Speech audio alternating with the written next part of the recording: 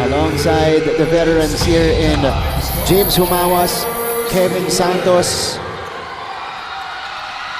And the other players here from the Letran Knights, andyan din si Dimaano para sa kanila. So, and Kobe Mon here, of course. Kapansin-pansin, walang Jimboy Estrada sa starting unit. Etong Letran Knights.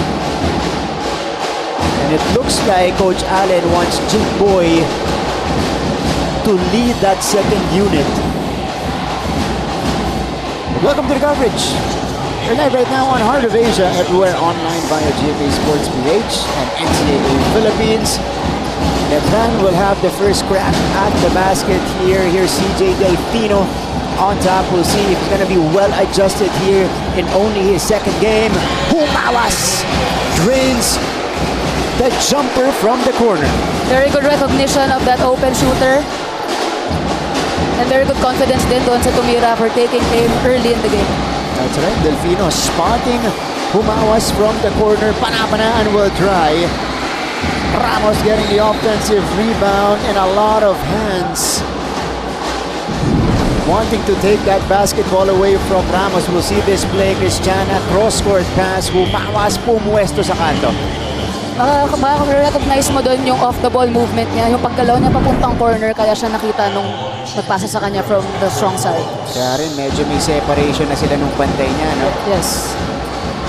So, Patrick Ramos, hailing from California, USA. Ito, promising to si Patrick Ramos, Cristiana. Pero lagi niya nagiging problema. Too aggressive siya sa defense. Lagi siyang napapout trouble. Lalo kapag nagsastart siya, even last season, lagi siyang over-aggressive. So maaga siya ngayon napupunta sa bench. But if you're Coach Louie Gonzalez, you will appreciate that kind of hustle from your player. Right. Kaso yun nga lang, along the way, he will learn how to control that aggression and make it into something more efficient sa defense niya. Especially if you know your value for your team. Yes, tsaka siya rin yung sobrang confident sa scoring. Yeah. He can go 3 straight possessions being the one to take the shot. Yun ang kailangan. Yes. Ng JRU. Barrera, extra pass. That one rolled out. Barrera took it himself. And he draws the foul. A couple of shots coming up here for Mark Barrera. We're now seeing that kind of hustle for 2 straight possessions, offensive rebounds, second chance points, coming off that very aggressive fast break rim runs. Ito si Mark Barrera. You're a shooter yourself, Cristiana. Ito, lives from mid-range, just from inside the arc. Kumbaga, ganun lang, piso-piso lang ang scoring nito ni Mark Barrera. As long as it's within the team system, kahit anong itira mo, basta libre, basta open look, and from the system and from the rotation. Okay, ayun, nasa free throw line siya. Second free throw coming up. Let's use this opportunity to turn it over courtside. Here is the first report of Miss Bianca Alejandre. Bianca, go ahead. Kicking off the first game for this day, this is for sure a match to intently look out for since both teams have been nursing the daggers of their losses from their previous games. Para naman sa mga blue-blooded Letran Knights, sabik sila makakamit ng panalo because they are now under the wing of their new mentor, Coach Allen Ricardo. But not to fret because Ricardo is known as one of the brightest young minds in the basketball realm. He even studied in the US just to plant new ideas into his home soil. Now coming back home, this is very interesting to see if he can bring Letran back to where they were before. Ayon pa sa kanya, he has known JRU coach Louie Gonzalez for a long time. His team is tough but we're ready for that. Update lang, Martin and Cristiana. Unfortunately, key players from both teams would not be playing. Letran's Pau Havillonar is still facing suspension and JRU's Sydney Mosqueda is nursing a right ankle sprain. Despite these losses, will we see a redemption for the once 3-peat champion Letran or a revelation for the Building Bombers? Let's hear it from Martin and Cristiana. Thank you so much, Bianca. That's Coach Louie Gonzalez on your screens. So, still no Pau Havillonar here. Again, this is the second of his 2-game suspension. So, next game, makakabalik na itong si Pau sa lineup ng Letran for JRU. No, Sid Mosqueda. And she also mentioned the history of Coach Allen Ricardo in coaching. Again, coming off back-to-back championships in the juniors division of the NCAA with the Letran Squires. So, might be a rough start for Coach Allen here in the collegiate ranks, but rest assured that this guy is going to be in control. Yes, at saka sa nakikita natin, same ang ginagawa nilang depensa. Deny everything from the backcourt hanggang sa makababa ang bola. Nakadeny sila sa lahat ng passing lane. Nagpo-force sila ng turnovers. And we are witnessing different tenacity mula dito sa Letran here in the first quarter. Delfino denying Ramos up top there. Pero si Raimundo, hindi nga lang naipasok doon. Dimaano getting the ball. That was a call on him. Santos with a rejection. Ganda ng timing sa block. He had 3 of Not those in giving the away that previous game. easy basket. Yeah. Naagaw ni Barrera. Barrera is on the move. Stop it back for Raimundo. Will not drop. Giab. Money for Joshua Giab. Credit to the JRU squad for running the rim talaga kasi mas marami silang bumaba eh. So makakakuha talaga sila ulit ng second chance possessions. Kalmado at libre yung tira na yun ni Joshua Giab. Kevin Santos taking the contact from the heavy bombers, but a faster start here for JRU. Look at this offensive board, and then Giab, hindi siya tinigitan ng depensa. Cristiana. If you're Letran, you should never allow the perimeter points from JRU because coming off their last game, doon nga natin nakita na they thrive with their perimeter points. At saka kasama yun sa scouting nila dito kay Joshua Giab. Again, solid ang footwork nito, pero pagdating din sa mga mid-range jumper, halos sigurado lagi. Kevin Santos at the free throw line, high flyer. Has Dunker. been, Dunker yan. Wow. Yung hinihintay natin eh. Mula sa Pampanga, one of the most popular players there right now, at least, and social media. Pag nakikita mo yung mga Highlights diba, yung niya, mga highlights, ano? Dakdak. Tsaka pag Letran game, nasa na si Kevin Santos. Diba? Look at this face guard defense from Letran. This is pressing defense as early as the first for the Knights. Giab carving space. Nakawala si Joshua Giab. Nice move coming from the big guy. It's 8-4. Yung mga ganong move, araw-araw yung ginagawa, yung mga ganong skill work, reading the defense, able to use her body like that to finish the shot that easy. Kombinasyon yun ng lahat. Base sa depensa. Here's Monhe forcing the issue against the swarm of JRU players, and he draws the foul. Tingnan natin to, Giab. Kita niya, walang tao sa ilalim. O sige, atakihin ko to. Pasubsob pa yan. Pasubsob pa. Pasubsob. Ano si Joshua Giab again has a good touch around the rim. Kobe Mon here in this trip kasi wala siyang pakialam kahit tatlong tao na yung humaharang sa kanya. Aggressively, aatakihin niya pa rin yung ball. Yeah, Kobe Monhe has a really high potential. Diba? 6'4", 6'5". Ayan, mula po sa Bulan Sorsogon. And can do a lot of things. Can rise up, can play above the rim. At meron din maganda yung shooting stroke din, ano? Sa mid-range. May tres din to si Kobe Monhe. So, he has a lot of tools already. At pinakita nga niya sa atin ng first game. Tsaka nga yung face guard sa backcourt defense. Too much aggression there. Teka lang.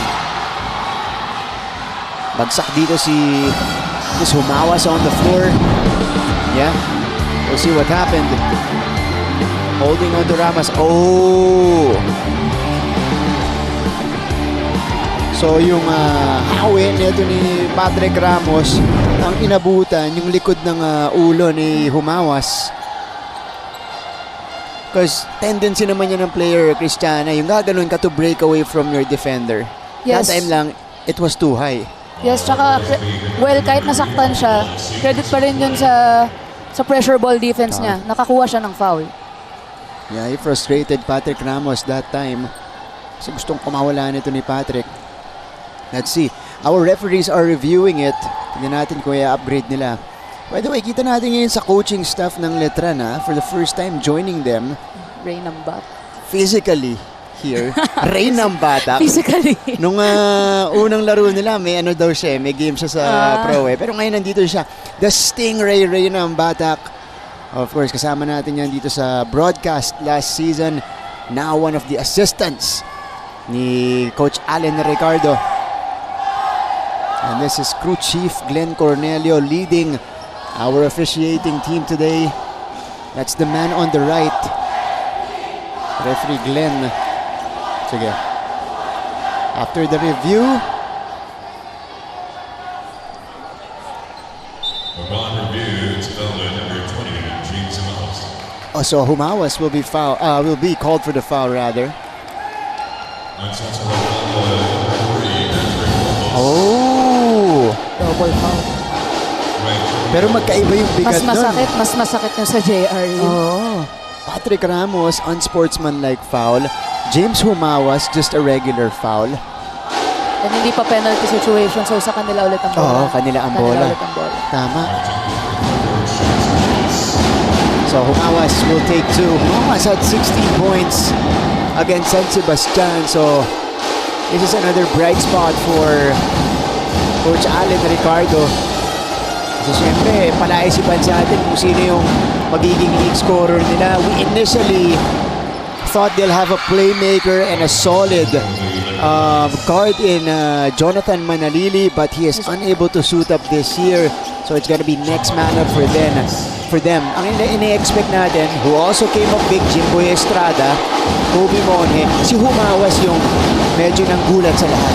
Yes, tatlo sila, no? Kasi kailangan din talaga ni Coach Allen ng next man up. Kasabi mo nga, mag-step up and be a leader for the team. And also you mentioned, this is a high-scoring team, so kailangan maraming umambag. Cross-court pass here. Paera, Raimundo. Kasahan mula sa JRU, Raimundo. Will take the shot. Paera from the baseline. They were very patient with that possession. Ikot lang ng ikot ng bola hanggang sa makakuha na open look. Na hindi na nga na-convert, but it was a good shot. Was it a little too unselfish yun? Kasi feeling ko may tira na si Raimundo dito kanina. Libre siya. Siyempre, that's what you wanna see as well if you're Coach Louie Gonzalez. Your team looking for the best possible shot. 8-6. Letran climbing back in this one. 4 minutes going by here in the first. Kobe Monhe. Panik sila sa labas. Di Maano. Santos will shoot it. Oh, Di Maano, look at the hustle here. But again, maganda yung interior defense ng JRU in the meantime. Letran will draw something up. Let's go to the ceasefire first. Huwag kayong matakot tumanggap ng bola at trabahuhin natin ang biyaya. Yan muna mula sa panig ng Arellano Chiefs, Martin and Mark. Maraming salamat, Laisel Galpo. Katulad nung second quarter natin. So let's see. Dapat dito umatake ang Arellano. Oh, Basti Valencia. What a fadeaway. Going downhill. That one rolls out. Arellano has a chance to inch closer. Valencia with a spin. Yeah! Balik sa ating laban. Oh, we have our grade school JRU students in the attendance once again. Ayan o, mga grade school students yan as we see our fans here on a Friday. There they are. So cute. They were here in the first game of JRU. Nakasalubong ko sa labas. Sabi nila, Kuya, natalo kami. Punta ulit kayo next time para manalo sila. Mga grade 5. Grade 5 to mga to. Diba? Yan yung I love it when schools do that. Oh. Bibigyan mo na experience yung mga bata na manood ng ganitong klaseng laro. Kung ganyan yung mga field trip namin dati, Hindi ka absent. hindi ako absent. Ganado ako pumasok. In time. Oh, Rafael Go. Who just entered the game. Contributes right away. Letran's hustle on getting offensive boards. Masyado na marami ang binibigay na... Actually, both sides. Both sides are getting offensive boards. Beautiful play ran by JRU. Raimundo on the finishing end. Jimboy Estrada is now in the game with Nat Montesilio. At itong si Joseph Luna. He's one of the vets. The Knights face up. Jay will not drop. At ito naman ang JRU looking to turn up the pace.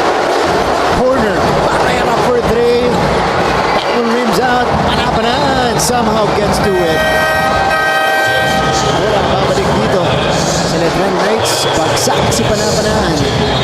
You know what, I've been waiting for the sub ng Letran. So ginagawa pa rin pala ni Coach Allen yung platoon substitutions na 5-5-5. Well, understandably so naman kasi nga dahil sa sobrang intense at relentless sila dumepensa. Kailangan ng fresh legs palagi. It's also the reason why Jimboy, Leo Quahaw, Rafaelgo are coming off the bench. Para Sila yung may solid. malabas siya. Yeah, Oo. yeah, sila yung solid sa second group. Montecillo utilizing the Nunad screen. Go, quick turn, go. Oh! Foul up top on Lance Benitez. And Benitez needs to be careful because nung huling game, I think nakadalawang technical siya dun sa una nilang laban against Perpetual. Two technicals is ejection, right? Ejection. Yeah. So, yun yung, siyempre, next game mo mag-a-adjust ka na. Yeah. Diba? Control lang. Control sa aggressiveness. Siyempre, bugso ko pa rin ng emotion.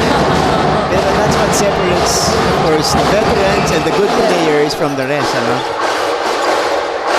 Rafaelgo.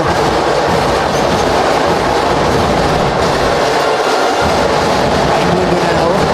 Siya ang magtatawid para sa JRU. Ano pa na? Abake, Ivan. Nope. Rebound, Benitez. Wala pa rin. And the ball is secured by Nunad. Letran getting some stops here in the first. Let's see if they can take advantage and produce. Jimboy, off for a travel. Sayang, I was excited to see what he would do kasi meron siya nun eh. Meron. At alam mo, feeling ko sa ibang liga niya, usual move niya yan. Kapag ka-catch, i-cross niya na gano'n. Dito, I've seen him do that so many times in the semi-pro league. dito mag-a-adjust siya. Yeah. Ibinan. Doesn't connect. Rebound ending up with Montecillo. Ito si Nat. Estrada is on the move.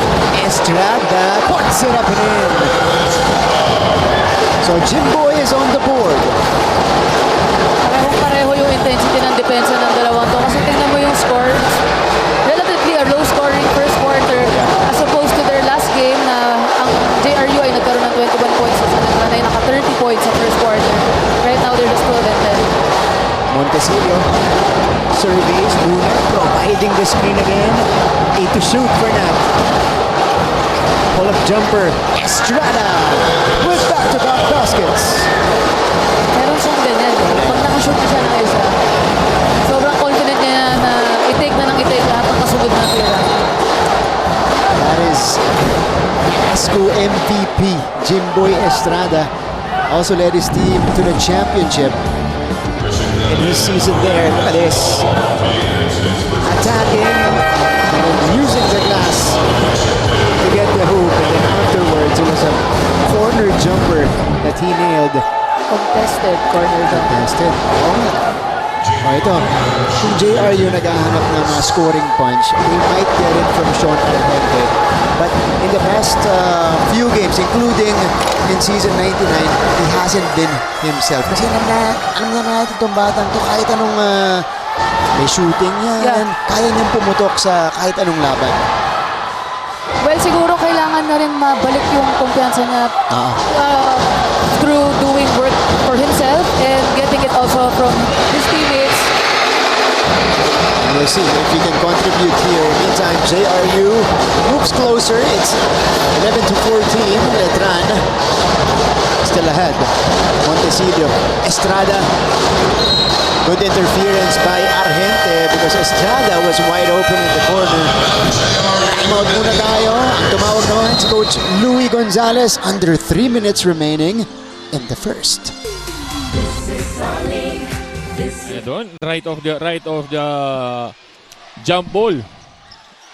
King Gortiza off Eto the na. screen. Iyon He naman. knocks it down. Wasting no time to make his presence felt.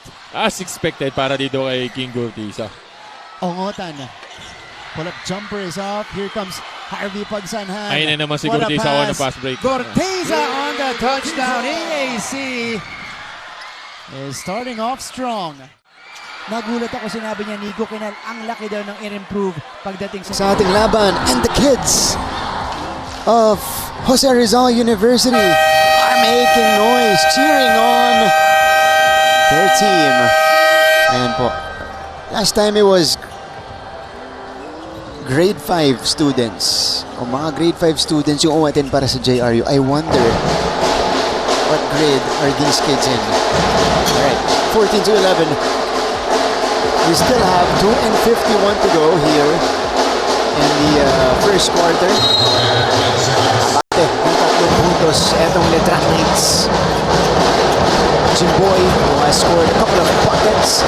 Montecillo comes up short. Nag-a-adjust ngayon yung JRU in terms of defending Jimboy Estrada kasi nakadalawang dikit na siya, which is opening up naman the other players. And I feel like Coach Louie has to use tactical timeouts for this Letran team as Pangilinan takes it strong to the cup. Dahil syempre, ibang scheme ang gagamitin mo per 5 na ipapasok ni Coach, ni Coach Alan. Exactly. Oo. Corner, isipan ni Guahaw. Estrada is doubled. Ball will stay with Letran with 9 seconds to work with. Samantala, eto si Pangilinan going hard to the basket. It's Joseph Pangilinan. One of the new faces of the Heavy Bombers. Pull-up jumper. Mindes. Go. Couldn't secure it. If you're JRU guarding the likes of Jimboy Estrada, you should never let your hands down kapag kaharap mo siya, and never give him space to take shots like that. Kasi kahit magmintis yan, nakakaipon niya ng confidence kapag syempre nafe-feel niya na nakakatira ako ng libre. And for JRU, for Letran, for JRU pala, you know Jimboy is gonna take those kinds of shots, diba? Bibigyan siya ng mga ISO plays na ganon. The least you can do is just bother him. Yeah, Bother him enough para umiba ng konti yung tira niya at magmintes. Oo, yung hirap na tira, yung kahit sumot, will take it. As long as hirap na hirap siya. Basta good defense, ano? Yeah. Let's check out this sequence. Rafael Go had it already, but went straight to Samontanes. Both were outside. We'll see here. Dumiretso sa mamayo ni Samontanes. Sa loob na ng jersey na yun. Ayan, Ayan, no?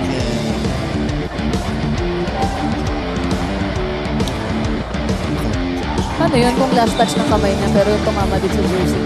Oo nga eh. Diba? Tapos pareho pa silang may hawak ng bola rin pagka-apak nilang dalawa sa labas. Jump ball. They might call it a jump. Kasi walang clear na last touch. Ito na yung tawag. Oh, goes the other way. JRU will have it. So last touch kay Rafael Go.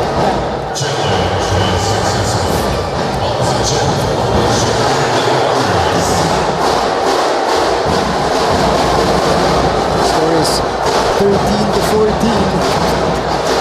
13 na po yan. 13 ni JRU dahil inuuntos kanina si Pangilinan.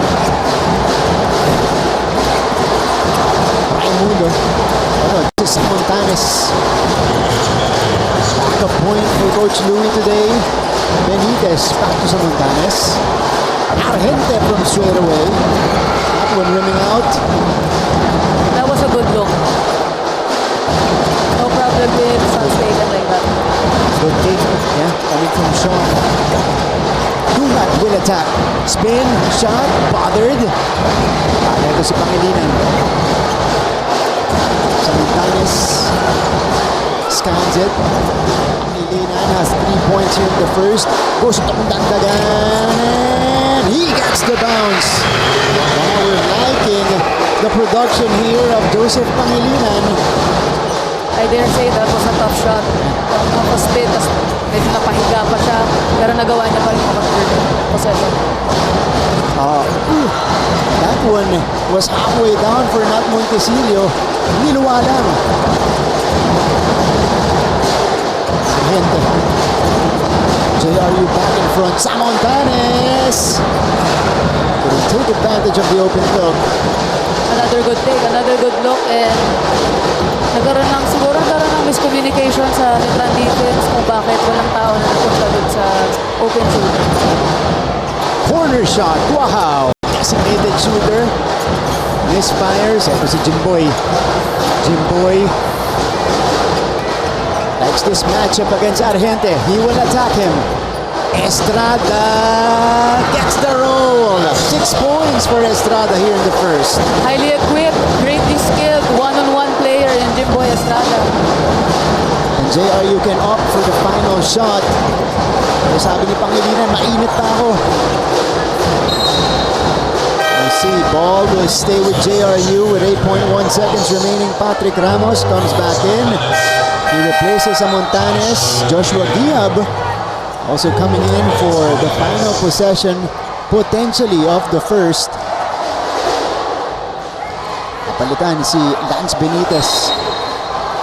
So trigger man is Ramos. Here's the corner shot. Argente. Nothing there. Enough time for Letran to manufacture a shot. Wow for three! That's way off for Cuajao, and that's how we will end the first 10 minutes of action here inside of Pinoy Egg Oil. Centering San Juan, it is Letran with a 1-point lead after the first. Balik po natin second quarter. Babalik po ang NCAA Season 100.